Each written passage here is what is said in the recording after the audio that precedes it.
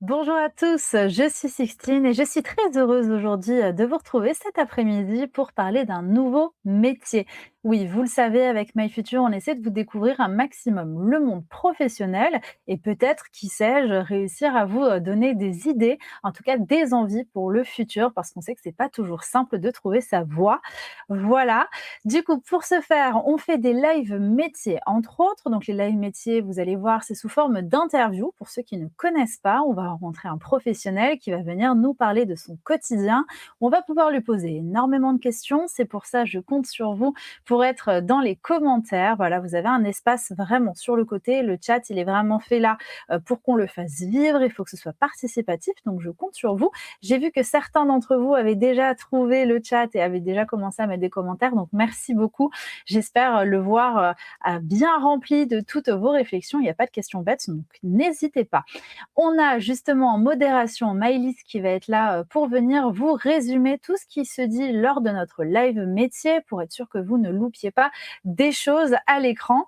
Et j'en profite pour aussi accueillir les infrastructures qui nous ont rejoints. Donc, on a Descartes, on a le collège Jean Dunois, le DFL, le lycée Le Garros, Émilie Auvray, le collège de Mauvesin, le collège Paul-Éluard, le collège Cossé-Vaux, si je dis pas de bêtises, avec notamment Elena qui nous a mis un commentaire, et puis Lina aussi qui a mis elle aussi un commentaire du collège Notre-Dame. Merci beaucoup à vous. Et puis, on va passer au sommaire. Je vois que la régie, il est bien au taquet, le Loïc, car il a déjà mis le sommaire bien avant, mais c'est pas grave. Donc, vous avez eu le temps de pouvoir lire, mais je le redis à l'oral très rapidement. On va voir en quoi consiste son métier. On reviendra sur un cas concret. Quel est son parcours, ce qu'il préfère, ce qu'il aime un peu moins. Et on reviendra bien sûr sur les clichés et les anecdotes, mon moment préféré et peut-être le vôtre aussi. N'hésitez pas à me le dire en commentaire. C'est parti, sans plus attendre, on va accueillir Pierre-Louis. Bonjour Pierre-Louis, comment est-ce que tu vas? Bonjour à tous, ça va très bien, merci. Bon, je suis très contente que tu sois avec nous pour nous parler de ton métier. Alors, c'est un métier qui est assez artistique au final. Quel est ton métier? Mmh. Alors je suis ébéniste, Mmh. voilà. Donc voilà, c'est un métier où je suis amené à travailler le bois, où je suis, je fais majoritairement de la fabrication de mobilier, de la restauration, de l'entretien, de mobilier, et du coup je travaille pour, une structure, heu, particulière, c'est-à-dire que je travaille pour, un ensemble d'hôtels, de restaurants et d'établissements de cure thermale, OK. où du coup, en fait, j'ai un seul client, ce qui est un peu original, par rapport à mon métier en général, et voilà. Je m'occupe de tout l'entretien du mobilier et de la fabrication de tout ce qui a trait au bois. D'accord. OK, génial. Tu nous as partagé des photos, donc on va pouvoir les afficher pour y voir un peu plus Mmh mh. clair. Donc on a compris que le bois, c'est vraiment, le nerf de la guerre, on va dire, dans ton métier. Comment Tout ça à se fait. travaille le bois? Est-ce que c'est difficile? Est-ce que c'est facile? Comment toi tu le sens? C'est compliqué, c'est une belle matière à travailler, c'est une matière, vivante, qui est très diverse suivant, enfin voilà, il y a une infinité d'essences, différentes, Mmh. et du coup, voilà, c'est très, très varié et voilà, c'est super intéressant. C'est un peu, challengeant, dans le sens où, voilà, c'est, Oui. c'est une matière, enfin vivante et du coup qu'il faut maîtriser et que voilà, c'est pas toujours simple, mais on y Mmh. arrive et il y a moyen de faire de très belles choses. Bah, oui, je vois là, notamment la deuxième photo, on voit carrément que tu sculptes le bois. Ouais, Comment ça se passe, ouais. cette étape? Est-ce que tu as un modèle prédéfini? Est-ce que du coup, on te commande vraiment quelque chose de spécial? Quelle est cette technique? Alors ça va dépendre du projet sur lequel je travaille. Par exemple, donc la sculpture là, ça dépend de si, je fais par exemple de la restauration où là du coup, ça va être, Heu, Imaginons que je doive, remplacer une pièce de bois sur un morceau, enfin sur un meuble qui existe déjà et Mmh. du coup là, le défi, ça va être d'essayer de resculpter, à l'identique de ce qui avait été fait avant. Hem Et au contraire, parfois, en ce moment, par exemple, à mon travail, là, je suis, sur un projet où j'ai dû dessiner, enfin, voilà, j'essaye d'abord de le dessiner, heu, ce que je vais devoir sculpter et puis ensuite, je reproduis, sur le bois, ce que j'ai dessiné, ce que j'ai imaginé. Mmh, OK, ah oui, donc est-ce qu'il faut être fort en dessin, du coup? Est-ce qu'il faut savoir dessiner pour faire ton métier? Ça aide pas mal, ça s'apprend. Moi, j'étais pas du tout, avant de commencer à apprendre ce métier, j'étais pas du tout, un dessinateur, voilà, c'était pas quelque chose que je faisais, Mmh. mais je l'ai appris, pendant ma formation et heu enfin voilà, j'avais des cours de dessin, en particulier et OK. hem et donc voilà, c'est D'accord, trop cool. Donc en tout cas, il faut savoir que bon, par la suite, on va pouvoir se perfectionner en dessin, notamment pour pouvoir mieux travailler derrière en tant tout à qu'ébéniste. fait. D'accord. Donc la première photo, tu mets une photo, d'une planche en bois, si je dis pas de bêtises. Pourquoi est-ce que tu as choisi, Ouais, cette photo? parce que c'est ma matière première, ma matière de prédilection, en plus donc il y a là un morceau de bois qui est un peu usé donc qui a vécu, qui a des traces de qui a des traces de vie donc c'est quelque chose auquel moi je vois souvent quoi et Mmh, enfin voilà, c'était pour montrer un illustré, peu, d'accord. voilà. Est-ce que ça t'est déjà arrivé, là je vois que sur la deuxième image, on parlait aussi le fait de sculpter le bois. Ça t'est déjà arrivé de rater la Mmh. pièce au dernier moment parce qu'à un moment donné, sait-on jamais, il y a un outil qui rip et ça te fait tout devoir recommencer? Ouais, ouais. Waouh! Oui, un peu trop souvent que Ah bon? j'aimerais. Malheureusement, c'est un peu ça arrive, ouais, ça arrive, mais voilà, c'est le jeu, mais c'est très frustrant quand ça arrive, mais on fait avec et au fur et à mesure, on fait en sorte que ça arrive moins quand même avec Mmh. l'expérience. Mais ouais, ça peut arriver et oui, c'est très frustrant. Mmh. Qu'est-ce que tu préfères, faire d'ailleurs entre, par exemple, des chaises, qu'est-ce que tu nous as dit tout à l'heure? Il y a d'autres choses dans le mobilier, en tout cas? Est-ce qu'il y a des choses plus difficiles que d'autres à faire? Heu oui, forcément. Après, je pense enfin, ça va pas forcément dépendre du type d'objet, parce qu'on peut donner, je pense à chaque objet, un degré de complexité, différent. Enfin et du coup, il y a pas Mmh. forcément un objet qui est plus difficile que les autres. Heu, Après moi, justement, ce que j'aime bien faire, c'est, justement faire des petits objets, pas forcément des meubles, heu, enfin des meubles, par exemple, des chaises ou des bureaux ou je ne sais quoi, mais plutôt des petits objets en bois, par exemple je sais pas, des bols ou Mmh. des enfin voilà, des petites sculptures, des trucs comme ça, je sais pas, des jeux d'échecs, Trop ce genre de bien! choses. C'est ça qui m'amuse le plus. Bah, oui, Ouais. parce que ça aussi, est-ce qu'il y a une espèce de déformation professionnelle dans le sens où, bah, maintenant, comme tu sais très bien maîtriser le bois, tu as envie de créer des petites choses, pour chez toi? Ouais. Ouais, ouais, bah, carrément, carrément et pour ma famille aussi, heu, Mmh. qui se qui sont très contents aussi que je fasse ce métier, je pense, parce que du coup, je dépanne pas mal, à droite à gauche. Mmh. Heu mais ouais, du coup, dès le départ, en fait, j'ai très vite, capté le potentiel, de que ça m'ouvrait, en fait, de pouvoir j'étais pas spécialement bricoleur ni rien, avant de me lancer là-dedans et ça m'a ouvert pas mal de trucs à ce niveau-là parce que du coup, j'ai très vite eu envie de fabriquer plein de petites choses, Mmh. pour moi et pour mes proches. Et c'est de là, le côté manuel, qui était déjà en toi. Donc je vois sur d'autres, Ouais. photos qu'il y a des lunettes et parfois même un casque anti-bruit, des gants, ça c'est vraiment une obligation quand tu fais des découpes? Ouais, ouais, ouais, alors, du coup, on est quand même un métier qui est assez à risque, où on travaille avec des machines, assez dangereuses et dans un environnement, voilà, où il faut faire attention. Donc on se protège, Mmh. on met, ouais, là, sur les photos, vous pouvez voir qu'il y a, bah, un casque anti-bruit parce que les machines, peuvent faire beaucoup de Mmh. bruit. Les lunettes, c'est super important aussi parce qu'on peut avoir des petites projections ou des choses comme ça, donc faut protéger les yeux, faut se protéger, au maximum, de ce qui est possible. Là, sur les photos même, on voit pas, mais je mets souvent un masque aussi, pour la Mmh. poussière.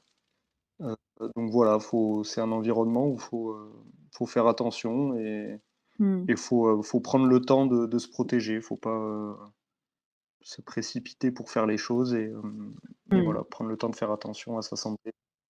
Ouais, bah, ça, c'est important. Faut pas, brusquer les étapes, effectivement. Est-ce que tu peux me commenter un peu pourquoi tu as choisi, les photos en bas?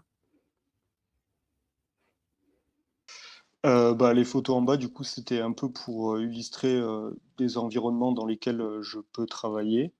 Heu, donc voilà, c'est différentes, machines, qui existent, dans mon atelier.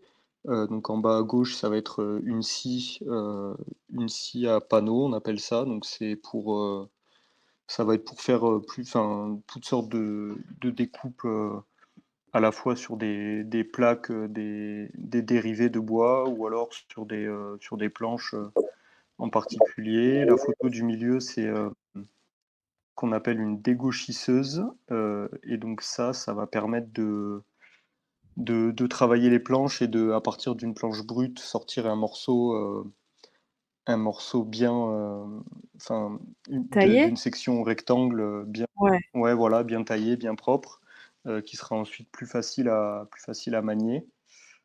Le la dernière photo, voilà, c'est une photo d'un atelier un peu classique où on voit qu'il y a pas mal de bois qui traîne Mmh. et heu et aussi où, du coup, on est avec, moi, j'ai la chance de faire mon métier, en collaboration avec d'autres gens. C'est un métier qui peut être, un peu solitaire, si tu es artisan à ton compte, tu peux, être tout seul dans ton atelier, mais c'est aussi un métier où tu peux voilà, travailler avec des gens, travailler avec, d'autres corps de métier parce que du coup, bah, par exemple, travailler en collaboration avec, des tapissiers. Par exemple, là, vous voyez sur Mmh. la photo en haut à droite, un modèle de fauteuil. Sur ce fauteuil-là, par exemple, bah, moi, je ferai toute la structure en bois et après, je travaillerai avec un tapissier qui va habiller l'assise et le dossier, de la chaise. OK, ouais, Donc donc voilà. c'est un travail C'est d'équipe dans ce cas-là, ça peut parfois, tu Ouais, peux être amené c'est pas qu'un métier solitaire, c'était d'ailleurs une des questions que Elena nous posait dans le chat, donc ça tombe bien, tu viens d'y répondre. ouais, Il y a une autre question du tout à collège fait. Dunois qui vient d'arriver, que je trouve intéressante, qui dit: Ouais. «Est-ce que le matériel coûte cher? Qui l'achète?» Alors oui, ça va coûter cher. Par exemple, en fait, moi, si vous voulez tout savoir, avant de trouver l'emploi, dans lequel je suis actuellement, j'ai eu un moment où en fait, mon entreprise précédente a fermé Mmh. et donc j'ai eu un moment où j'étais un peu, où j'étais au chômage j'ai pensé à, me mettre à mon compte, du coup, à commencer, une activité, d'artisan, à mon compte et c'est vrai que un des freins, c'est le coût des machines et voilà, ça demande un vrai investissement, heu, qui après peut être, progressif, mais il y a quand même, un investissement de départ qui est quand même, un peu important, et donc là, en l'occurrence, pour moi, donc moi je travaille, j'ai des patronnes qui ont investi dans un atelier et où je travaille et où je suis très bien équipé. Hem, voilà, je sais pas trop si j'ai OK. répondu. Non, mais oui, oui, oui, non, bien sûr. OK, d'accord, donc c'est Ouais, plus pratique comme ça. Est-ce que tu peux nous donner un petit peu ouais. tes horaires de travail? À quoi ça ressemble? Alors moi je fais, ouais, moi j'ai une semaine, je fais 39 heures. Dans ma boîte précédente, c'était plus 35 heures. Mmh. Maintenant c'est 39 heures. Et je fais 8 heures, 17 heures tous les jours de la semaine. Heu, mais donc voilà, moi là, en fait, je suis à 39 heures parce que je suis, sous le régime de l'hôtellerie. Mmh. Hem, heu et donc voilà, c'est un statut particulier parce que du coup, moi, je travaille donc principalement pour des restaurants. Mmh. Mais par exemple, dans mon entreprise d'avant, j'étais à 35 heures et je faisais la semaine de 4 jours. Donc je travaillais pas le vendredi, D'accord. je faisais 8 heures, 18 heures, genre, 30, quelque chose comme ça, et on avait notre vendredi, donc ça, c'était pas mal aussi. Mmh. Donc voilà. Oui, c'est vrai, d'accord. OK, très bien. Mais alors du coup, qu'est-ce que tu peux produire, tous les objets, mettons, que tu vas être amené à produire dans ton entreprise aujourd'hui? À part, par exemple, les fauteuils, Ouais. qu'est-ce que ça peut être? Bah, alors ça peut être des bureaux, des tables de chevet. J'ai fait du coup là pour, un hôtel, une série de, une vingtaine de bureaux, du coup une quarantaine de tables de chevet pour des chambres d'hôtel. Mmh. Donc là, c'était des bureaux en chaîne, où le design, du coup, c'était pour équiper des chambres, donc le design des bureaux et des tables de chevet était un peu le même. Mmh. Voilà, ça peut être, des tables, des je sais pas, des dessous de plats, des assiettes, Mmh. ouais, Il des y a plein de chaises, choses.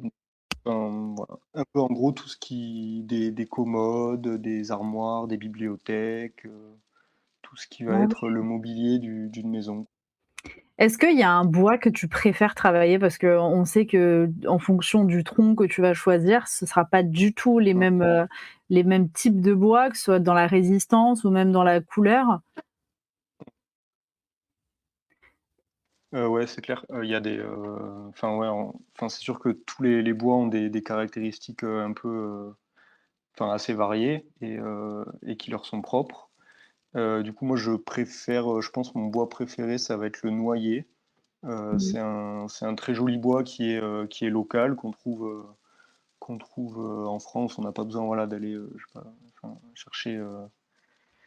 chercher ça à l'étranger, et heu et c'est un bois qui est super, super joli, enfin, bah, avec beaucoup de caractère, dans le sens où enfin, il a un veinage, c'est-à-dire, que très, je sais pas trop comment vous dire ça, Marqué? avec, par exemple, en fait, ouais, le milieu de la planche, il va être très foncé et l'extérieur un peu plus clair, et voilà, il va y avoir des motifs, très jolis sur les Mmh. planches et avec lesquels on peut jouer pour faire des très belles choses, Mmh. dans le mobilier.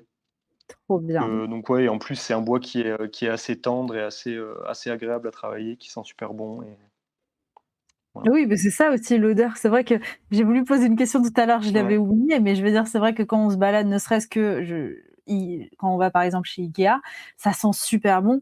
Donc j'imagine pas ton atelier à quel point il doit sentir bon.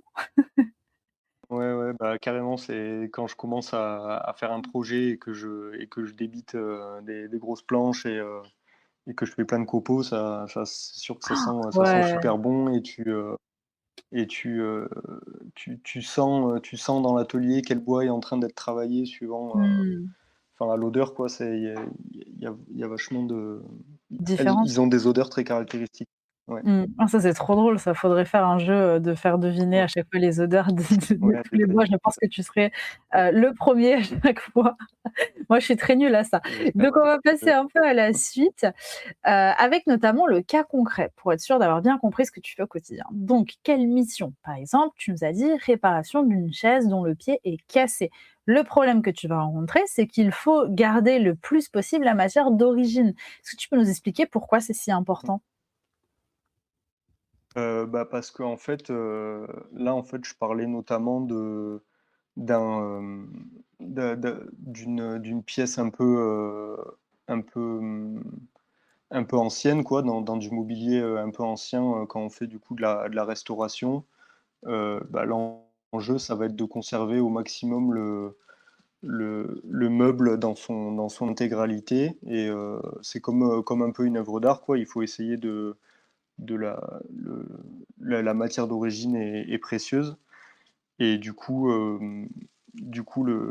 l'enjeu, ça va être de réussir à faire une réparation qui conserve au maximum qui prolonge la vie au maximum de l'objet sans le Mmh. dénaturer et d'autant plus que, bah, ça va être compliqué de faire quelque chose de discret, en fait, c'est par exemple, ça va être, ça sera plus discret de réussir à recoller un morceau cassé pile poil là où il était que d'essayer de trouver un nouveau bois, de refaire une pièce qui va aller correspondre pile poil à l'endroit et qui aura pile poil la même couleur et pile poil les mêmes, le même, motif, du bois. Mmh. Heu, donc heu, donc voilà Oui, pour une meilleure, oui, surtout que c'est ouais, pas pour simple. enfin, faire, Non, non, désolée, c'est moi. Je veux dire, en plus, c'est pas simple parce qu'on peut arriver sur une pièce, si c'est une chaise, il y a du poids qui va être dessus.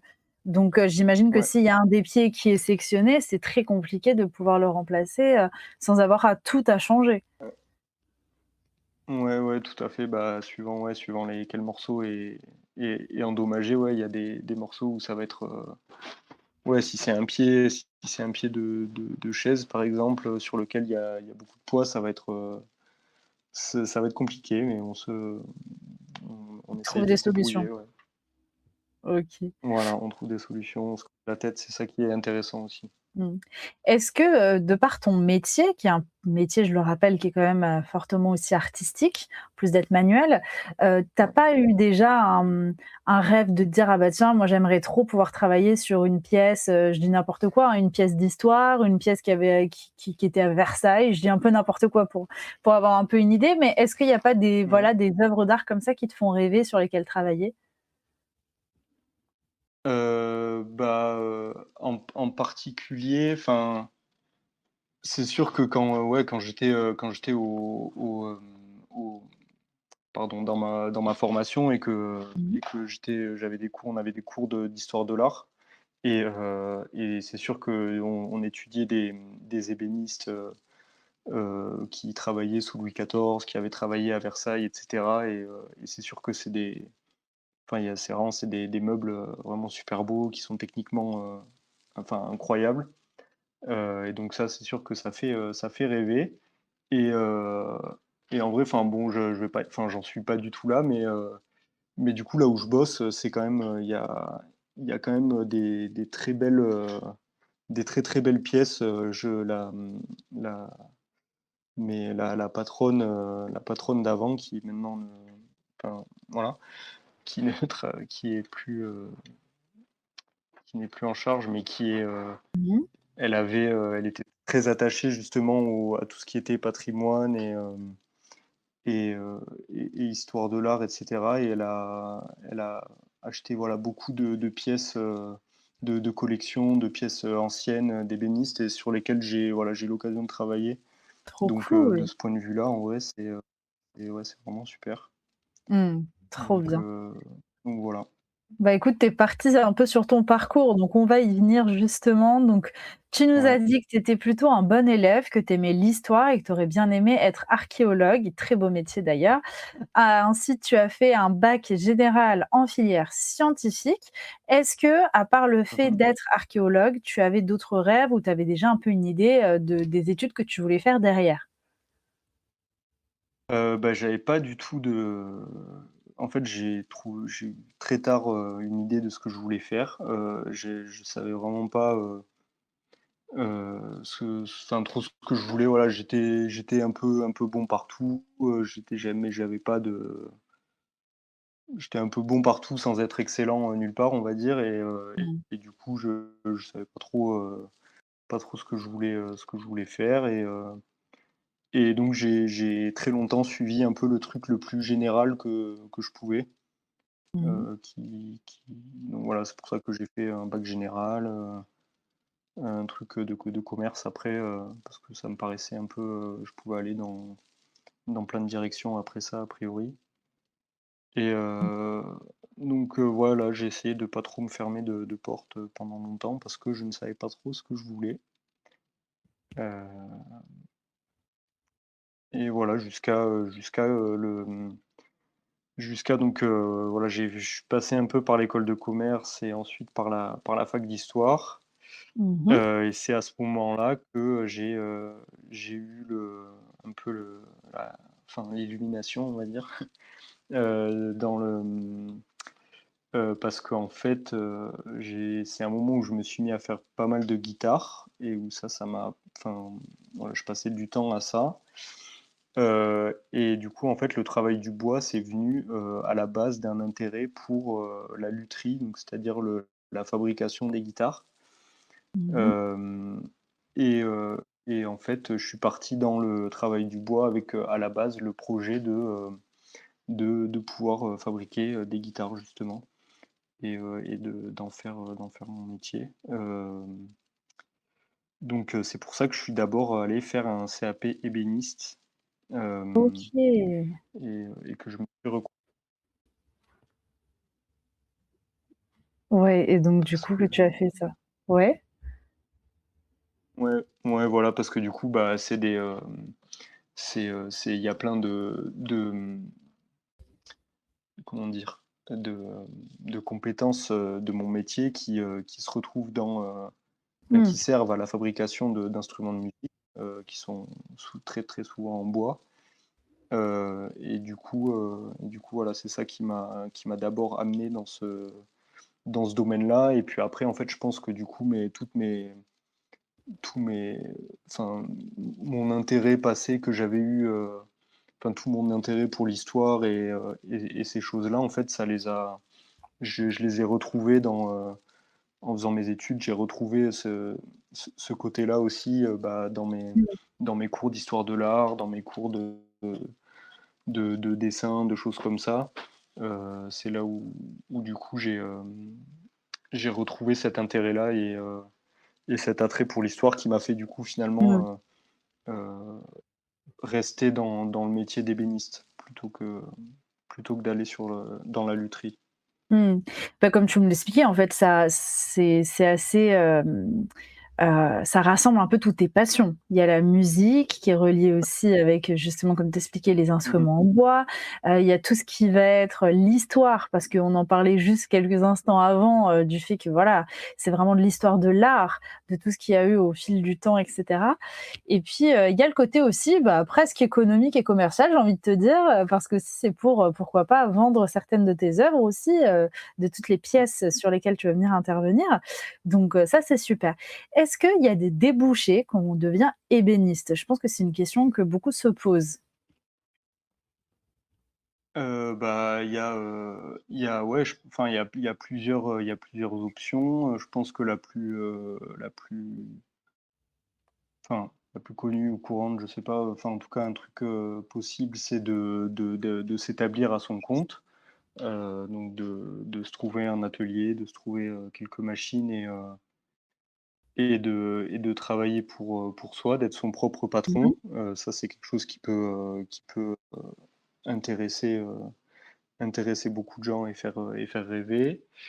Et d'un autre côté, bah, du coup, on peut, à l'inverse, trouver une entreprise, au contraire qui roule déjà et se faire embaucher dedans.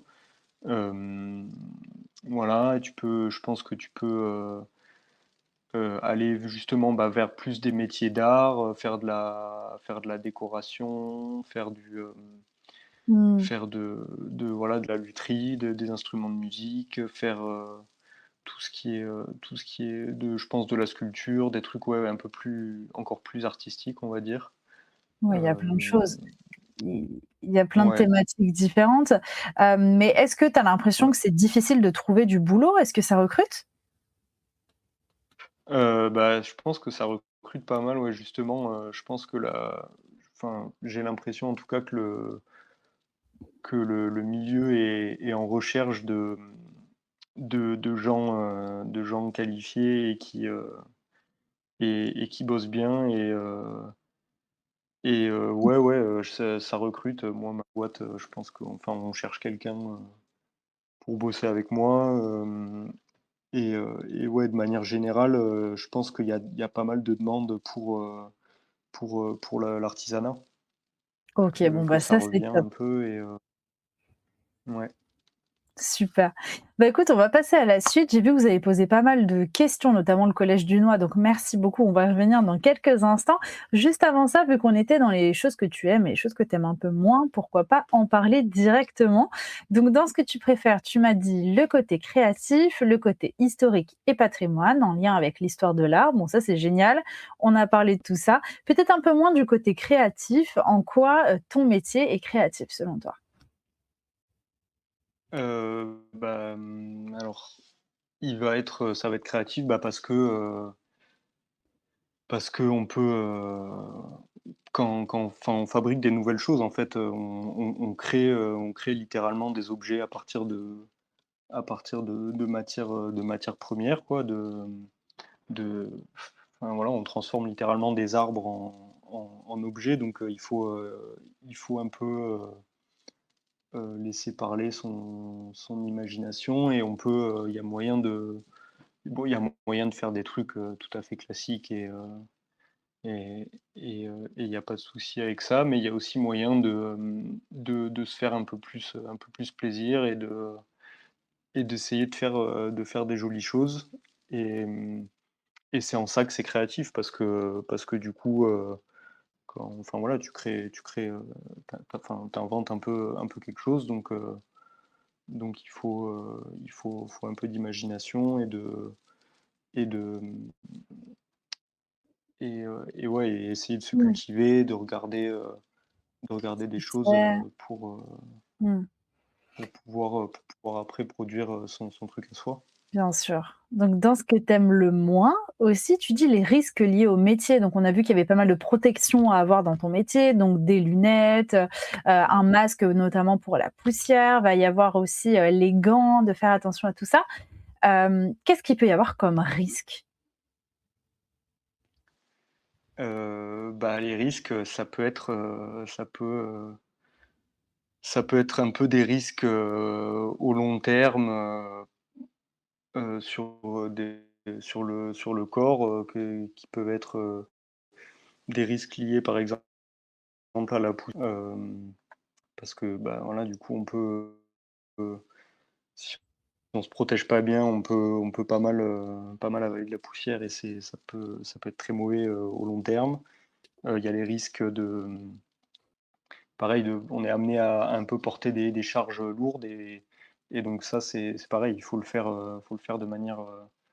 de manière un peu réfléchie, et en ayant enfin voilà, à l'esprit qu'il faut se protéger. Mmh. Hem et Ouais, bah, et c'est déjà pas mal, hein? pardon. Pas de Ouais. souci. Bah, écoute, le temps, si tu veux que Ouais, tu ouais, non, réfléchisses un et oui, pardon, oui. Non, excusez-moi, j'ai oui. retrouvé le fil de ma pensée. Il y a aussi Ah! des risques un peu plus instantanés, qui sont liés aux machines, parce qu'on utilise des machines, qui peuvent être, très dangereuses. Heu, Mmh. enfin, au niveau des mains, voilà, faut faire gaffe, il peut y avoir des doigts coupés, des choses comme ça, enfin, c'est Mmh. pas ça arrive, quoi. Il faut Mmh. l'avoir en tête, tout le temps, et pas faire les choses, trop brusquement Mmh, et bien trop sûr, c'est vite. des risques. OK, très bien. Bah, Ouais. merci pour cette réponse. On a une question de Kofi, dans le chat qui te demande: «Quelles sont les compétences spécifiques nécessaires pour s'orienter dans le métier d'ébéniste? Intégrer un CAP par exemple, et quels conseils donneriez-vous à un jeune qui souhaite devenir ébéniste justement?» Grande question. Bah, les compétences, franchement, a priori, je saurais pas dire vraiment des compétences, spécifiques. Moi, dans mon CAP, il y avait, vraiment tous les profils, de personnes. Il y avait, enfin, d'autant plus que moi, je l'ai fait un peu en reconversion, donc j'étais dans une classe où il y avait beaucoup de gens qui venaient d'horizons différents et ça, c'était vachement cool aussi, vachement enrichissant. Mmh. Et du coup, enfin voilà, on venait un peu tous de milieux différents. Il y en avait qui avaient déjà fait des, heu, des métiers un peu manuels avant, qui étaient déjà un peu bricoleurs et cetera. Et il y en avait d'autres au contraire, bah, comme moi par exemple, qui n'avaient jamais, vraiment, enfin travaillé, et eu d'activités manuelles. Donc je dirais pas qu'il y a il y a des compétences spécifiques à avoir a priori, mais je pense qu'il faut juste, voilà, être curieux, avoir envie de bien faire, être, voilà, un peu consciencieux, aimer les trucs un peu minutieux, mais voilà, c'est surtout dans les intentions, quoi. Il faut avoir envie de bien faire et aimer faire des jolies choses, je pense. C'est ça qui est Mmh. important. OK, bah, merci pour cette réponse. On va passer à la dernière slide qui est sur cliché anecdote et tu as dit et très justement, c'est vrai que c'est quelque chose qu'on loupe souvent, un ébéniste n'est pas un menuisier et inversement. Quelle est la différence entre les 2 et est-ce que c'est quelque chose que tu entends souvent? Bah, c'est quelque chose que j'entends souvent, ouais, enfin voilà, mais enfin, il y a pas de souci avec ça. Mais faut juste, ouais, les gens souvent ils font pas trop la différence entre les 2. Donc bah, moi, enfin, vous avez commencé à cerner le truc un peu, du coup, un ébéniste, c'est quelqu'un qui va faire le mobilier d'une maison, par exemple, donc c'est-à-dire, tout ce qui est les meubles, Mmh. les meubles, des meubles qu'on peut, en fait, bouger et enlever de la maison. Alors qu'un menuisier, il va s'occuper de ce qui est en bois, mais ce qui est, fixe et un peu ce qui fait partie de la structure de la maison. Donc ça va être, par exemple, un menuisier, il peut s'occuper bah, de tout ce qui est toutes les portes, les fenêtres, les escaliers, ce genre de choses qui font partie du bâtiment presque. Mmh. C'est pour ça que, enfin, les métiers, les menuisiers, c'est considéré comme un métier du bâtiment, alors que, l'ébéniste, c'est plus un métier, c'est un artisanal et un métier d'art, a Mmh. priori. Hem, donc voilà un peu la différence, mais après, enfin, de plus en plus, en fait, les 2 métiers ont tendance à se rapprocher, à se rejoindre et c'est Mmh. pour ça que bon, il y a quand même que la distinction est pas tout le temps faite parce qu'on travaille, tous, le bois, majoritairement Mmh. Mais ça et veut dire que toi, en tant qu'ébéniste, si tu suis une formation, ça peut arriver qu'il y ait des personnes qui soient menuisiers et ébénistes à la fois? ouais, ouais, ouais, bah, Ouais. dans ma formation, il y avait des gens qui avaient déjà fait une formation de menuisier, avant, Mmh. et donc qui à la fin, des 2 formations, avaient les 2 étiquettes, on va dire. Mais moi, ayant eu juste une formation d'ébéniste à la base, juste en sortant de ma formation, j'aurais pas su, faire ce qu'un menuisier, faisait. Hem Mmh. et j'ai appris, certaines, compétences, ensuite, dans mon entreprise où, en effet, là, les 2 les 2 métiers étaient un peu mélangés. Hem, mais D'accord. ouais, ça reste deux métiers différents. OK. Bah, écoute, on a, une question du collège Dunois qui dit: «Vous dessinez uniquement sur papier ou vous pouvez aussi le faire sur du numérique?